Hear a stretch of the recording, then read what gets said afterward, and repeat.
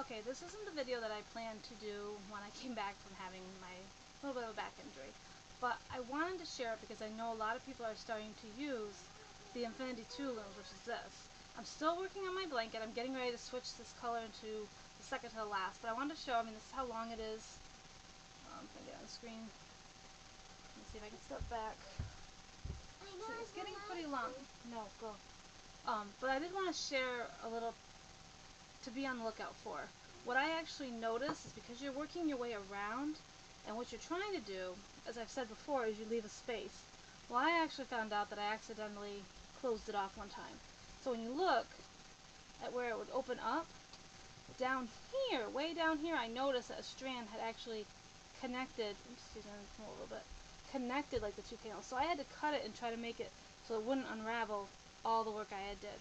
But this is kind of what I was doing, and all I'm doing is doing a simple, right now, knitting the bottom over the top, and every so often I'll do a row of purling it around. But this is just to show that, be careful when you're doing this. Take your time.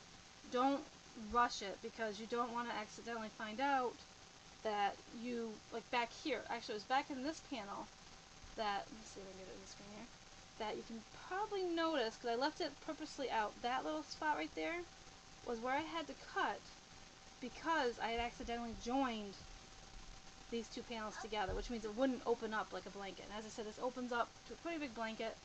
It's 5 foot long, or 5 foot wide, or it could be long if you decide you wanted to do it like a lap blanket instead of making it wide. But like I said, be on the lookout to make sure, check your loom.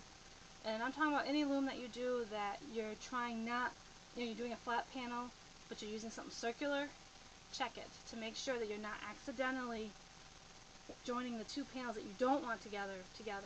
Because the last thing you want to do is find out way down at the beginning that you attached them when you're already way up here. And believe me, I was not happy finding out that it was down here that I did it, and I'd already went all the way up through.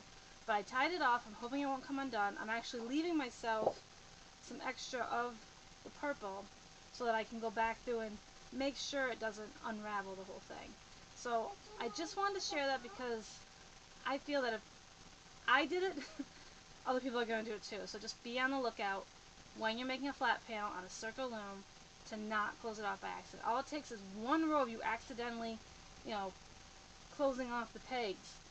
And then the next time you're like, oh yeah, you remember. But then you realize you closed off, and not fun. So check your work.